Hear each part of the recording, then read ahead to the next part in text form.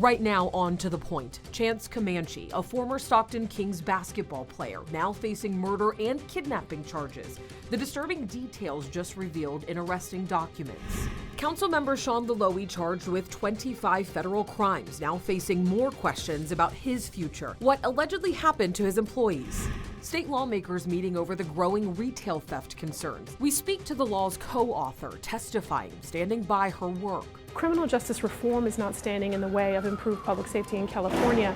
Dysfunctional bureaucracies are. And the promising new research tonight in the weight loss drug Wegovy. Good evening, this is To The Point, and I'm Alex Bell. We have a lot to get to tonight, starting with storms in our area.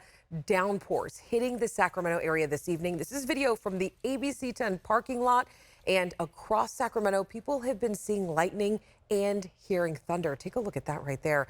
Now, this was in the Sierra today on I-80 at Donner Summit. Chain controls have been in effect on the roads. Trucks have been struggling to move safely. And as we get over to meteorologist Carly Gomez, things are not over yet, are they? They are not. And let me put this in perspective. Since 4:30 until now, we've received about 0.8 of an inch of rain in just a matter of hours. And that is due to the line of thunderstorms you can see stretch from just toward Clarksburg all the way up just east of Chico there north of Yuba City, as we've been seeing a long line of thunderstorms continually adding to the rainfall totals, bringing in downpours and localized floodings. Right now we are tracking showers that are pushing just past Rio Linda, getting heavy just north of North Natomas and moving toward areas of West Sac and now Davis, and areas of the pocket also got quite a bit of rain in Clarksburg as well. Looking into the Sierra, we have been seeing a lot of snow showers, mostly toward the Yosemite area.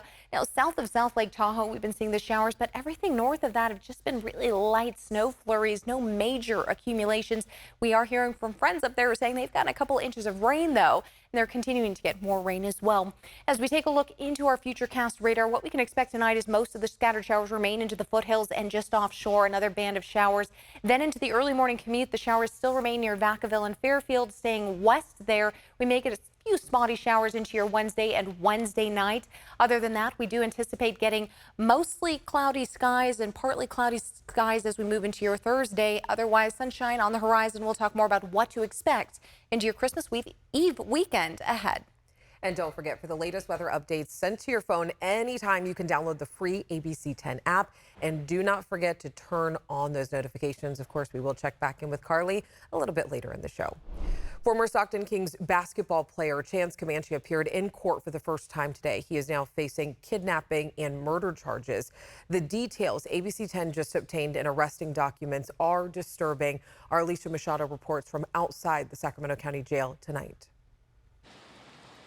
That court appearance lasting just a few minutes, enough time for the judge to say that Comanche would be transferred to Nevada. Now there he is expected to face open murder charges. But get this, an arrest report revealing that Comanche and his ex-girlfriend actually tried to hire someone for the murder. That is, until no one would help and they decided to plan it themselves. Much more revealed in that arrest report, but we do want to warn you, some of what you're about to hear is graphic. Chance Comanche appearing in court for the first time since his arrest in connection to the kidnapping and murder of Morena Rogers in Las Vegas. The 27-year-old basketball player was recently released from the Stockton Kings after the FBI took him into custody Friday in Sacramento. At his arraignment in the capital city Tuesday afternoon, the judge asking Comanche if he is prepared to waive extradition, meaning Comanche is agreeing to be transferred to Nevada. Nevada will have 30 days from today's date to pick you up. The court appearance lasting just a few minutes. Comanche's attorney sharing few words outside the courthouse. We're going to deal with this in the courts. We're going to be professional about it, and we're going to deal with it in the courts. Thank you. Comanche and his ex-girlfriend, 19-year-old Sakari Harnden, are accused of kidnapping and murdering Rogers. An arrest report revealing an elaborate plan to kill her. In a group chat detailed in the report, Comanche texting, "I can snap her neck or just strangle the curse word." The report indicates Harnden and Rogers had past issues with each other. Harnden allegedly upset Rogers had told people she provided information to the police, resulting in the arrest of her boyfriend in a San Joaquin County murder case. Comanche also noting an issue the two had over a Rolex watch. According to the report, Harnden and Rogers were sex workers and met up for a planned prostitution double date on December 5th. Comanche posing as someone paying for sex acts to get Rogers to meet with him. During the meetup, the report indicates Comanche used an HDMI cord to strangle Rogers, and Harnden also choked Rogers. Comanche said he strangled her for about 10 seconds until she struggled to breathe, but Harnden continued until she was unresponsive. Comanche and Harnden later leaving her body in a ditch in the Nevada desert and covering it with rocks. About a week after the murder, Comanche was arrested at practice in Sacramento. Again, Comanche is awaiting extradition to Nevada, where he and his ex-girlfriend are expected to face open murder charges. That means a judge or jury will decide the degree. Now, until then, he is here at the Sacramento County Main Jail. Developing news tonight out of Colorado, the state Supreme Court just ruled former President Trump is ineligible to be president after his role in the January 6, 2021 attack on the U.S. Capitol. So this means that Trump's name will not appear on Colorado's primary ballot, but it also sets up a fight for the case to be appealed to the U.S. Supreme Court. Some California lawmakers have a similar effort underway to disqualify the president on our primary ballot, and we will have more on the effort and what today's ruling means coming up tonight on Late News Tonight at 11. Also tonight, Sacramento Council member Sean Laloie is facing questions about his future and how employees at his businesses were treated. As our Devin Truby reported last week, one of the 25 federal charges Laloie faces is hiring undocumented immigrants. Laloie and his Viva supermarket manager, Carla Montoya, are accused of severely underpaying them and making it difficult for them to cash their checks. And as our Devin reports, since Friday, 5 more former supermarket employees have come forward with complaints. I think each individual story was more heartbreaking than the next. Ramona Landeros is the president of the Benito Juarez Association, a Spanish-speaking advocacy group in Del Paso Heights, the neighborhood where one of the councilman Sean Laloie's Viva supermarkets are. Landeros says over the past 7 years, she's heard complaint after complaint from employees about the working conditions at the supermarket. You don't have to work for 12 hours and only get paid for 8. You don't have to work for 12 or 10 hours without a lunch break. According to the federal indictment, Laloie told manager Carla Montoya to hire undocumented workers because they were, quote, easier to control. Laloie reviewed applicants himself. It's egregious when you come and you find a way to exploit people and you forget what your hardships were. And not only just take advantage of these workers, but also take advantage of a community. Del Paso Heights, North Sacramento is a food desert. Let's just get this straight. We needed grocery stores. The prices are sky high, the prices at these Viva supermarkets. According to the indictment, Laloie and Montoya threatened workers with calling immigration if they complained. They were paid low wages under the table and refused overtime. Some of the employees were paid with checks that could only be cashed at the Western Union at Viva supermarkets, giving Laloie and Montoya 2% of their paychecks. Montoya is accused of using a false permanent resident card and a social security number of someone who died in 2007 and telling workers where to get false documents made. I think the fear is very real. There's going to come possibly a day where they may have to testify. Defense attorney Mark Reichel says these employees will be vital to the case as prosecutors work to convict Laloie and Montoya. So they're going to need their testimony. What they can do is, if they want, and I've done this in the past years, arrange for depositions in the meantime. Criminal depositions where you get to ask them questions under oath. So if something does happen to them, if they're deported, if they leave the country, you still have secured their testimony under oath for everyone at a trial in the future. And we reached out to U.S. Citizenship and Immigration Services about the worker status and how their help in the investigation factors in. We have not heard back yet.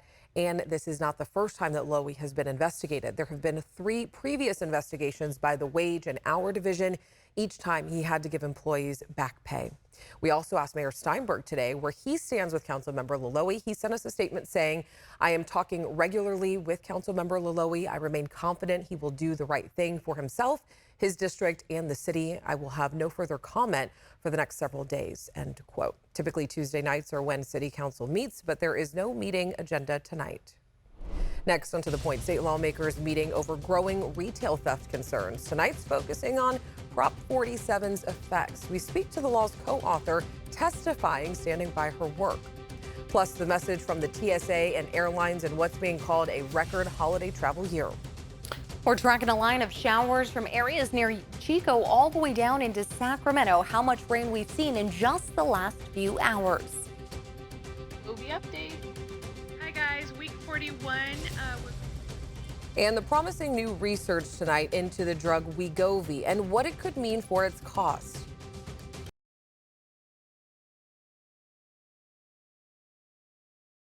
Large storm clouds rolling over downtown Sacramento this evening. This is a time-lapse video from our tower camera. There were even downpours and lightning strikes seen across the area. And Carly, we know that things are definitely not over yet. No, we've actually been seeing a lot of lightning strikes out there. People sending us their images, localized flooding in neighborhoods, and we're going to continue to see that as the line of showers continues to move through our region. We're not just seeing it for the downtown Sacramento area. It is extending from areas of Clarksburg through downtown Sacramento all the way up just there east of Yuba City into areas near Lincoln, all the way up toward Grass Valley. I mean, it is extensive, and we've been seeing this for quite some time now. Within the last few hours, we've constantly been seeing new pop-up thunderstorms moving through the areas. You can see a lot of heavy rain pushing through West Sacramento right now, up into Natomas and into the airport spot as it'll continue shifting toward the northeast. Now, the last 72-hour rain totals, and this was just updated, 2.62 inches in Sacramento. When I started right before our newscast at 5, we were down to 1.81 inches. So we've gotten quite the amount of rain in a small amount of time. As much as 0.8 of an inch to almost an inch of rain for a lot of areas gained in just a matter of 2.5 hours. Roseville almost at 1.5 inches, Stockton 1.10, Modesto 0.8 of an inch. So not a lot down further south in the Central Valley, but they'll get their fair share as we move through tomorrow. Most of the scattered showers remain into the Central Valley tomorrow. We'll get maybe a few of them up further north, but right now we are tracking the cutoff low pressure system just off the coastline there. And as we track down the next really 24 hours, we're looking at scattered showers in the foothills and just offshore as we get to 10 p.m. Then finally, as we get to that kind of 3:30 a.m. hour, a few more scattered showers in the foothills. And then finally, the morning commute may see a little bit of rain, but most of it the west side of the valley toward Vacaville and Fairfield and just offshore. 11:30 a.m., a little bit more of the scattered showers for Auburn, Placerville, Jackson, Arnold. And then finally, getting into the afternoon hours, you're seeing a few stray showers here and there between some of the sunshine and the clouds. And finally, moving into Wednesday night, we could get one more surge as that band wraps around one more time around low pressure system. We get a little bit more of the scattered showers moving toward areas of Elk Grove into Sacramento, Jackson, and then wrapping right around toward Vacaville and Fairfield at 1:30 a.m. Morning commutes looking actually decent. We'll still see some wet roads, so please be careful. And then Friday's looking mostly sunny out there as we move past what we can expect to see this weekend. Beautiful conditions and nice, really weather to get last minute shopping done. Moving to Christmas, cloudy conditions. Then we may see a little rain as the 26th and 27th approach. We could see maybe a quarter to maybe a third more inches of rain as we move toward Thursday morning. Finally, looking at low 60s to upper 50s in those foothill spots. And then we'll see the 10-day forecast bringing us really low 60s for the next few days. The first day of winter arrives on Thursday. We'll see sunshine into Christmas Eve weekend. Christmas Day, partly cloudy, and rain may be arriving by Wednesday and Thursday. Next, on To the Point, why Google might owe you money, plus the growing retail theft concerns and the argument over Prop 47.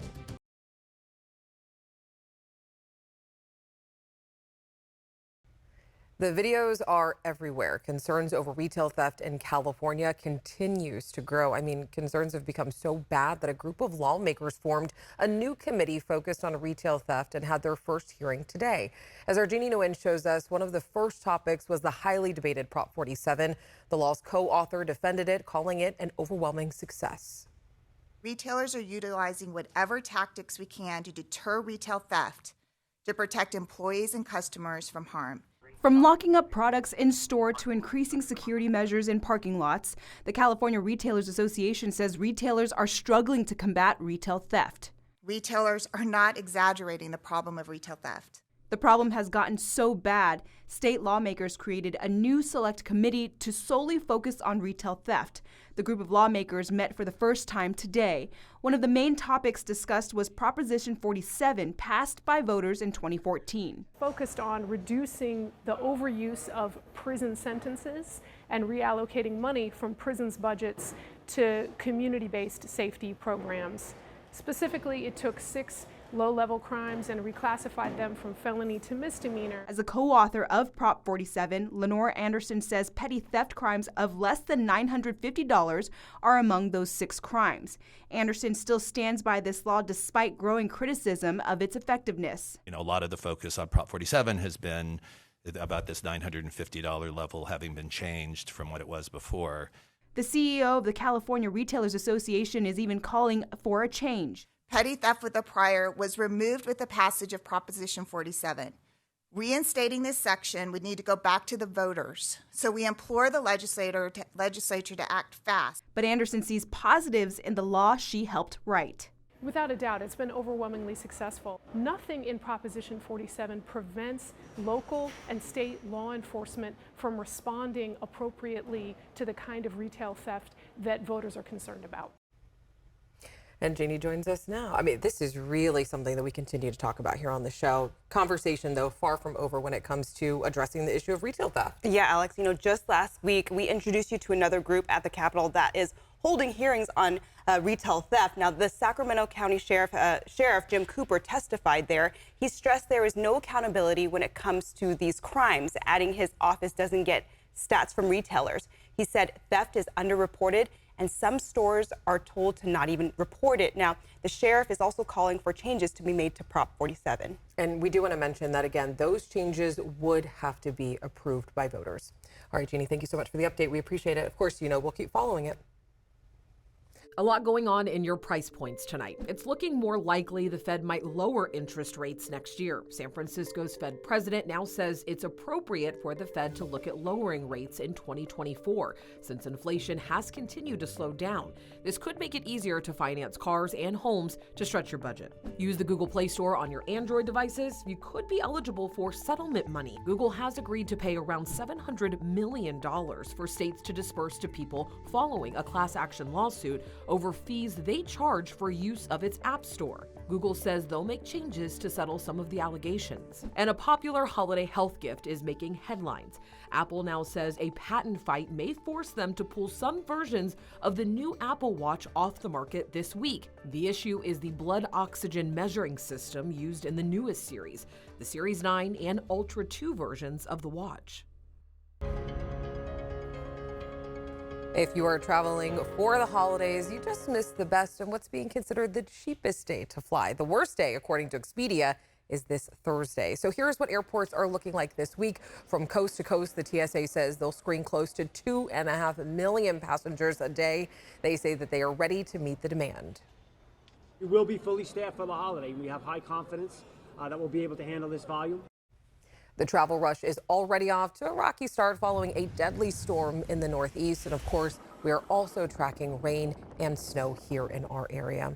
Airlines are asking everyone to prepare to be in crowds. Southwest is even emailing passengers, reminding them that wait times and services may be longer than normal. They encourage people to get to the airport at least 2 hours before your scheduled departure.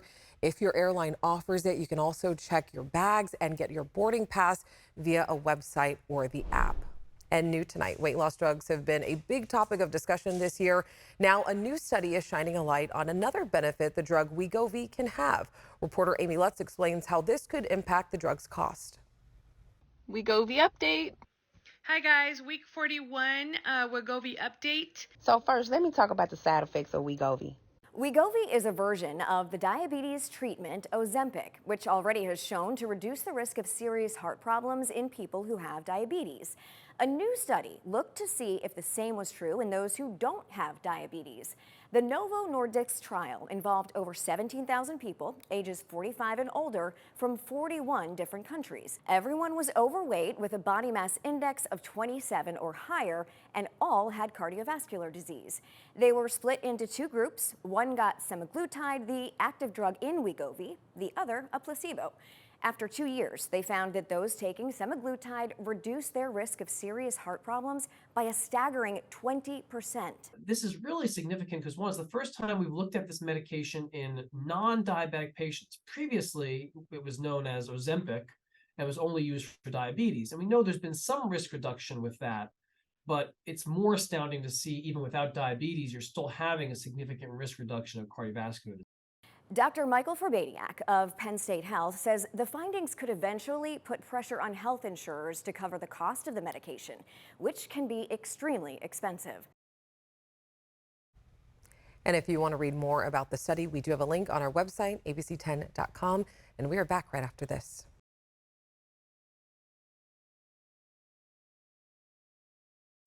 We want to give a big thank you to all of you for making our 4th annual Stand Against Hunger campaign a major success. We, along with you, helped 7 food banks right here in our area raise more than $600,000. And with that money, they can serve more than 3 million meals to people facing food insecurity in our community. So thank you so much for your generosity, and always let us know what's going on in your community. We love to hear from you. Have a great night, and I'll see you right back here tomorrow.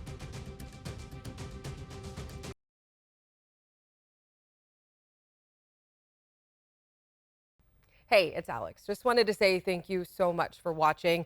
I really love hearing from everyone, and I hope that you'll stay in touch. Reach out to me on Facebook at AlexBellTV, or you can email me at tothepoint@abc10.com, or you can even send me a text message at 916-321-3310.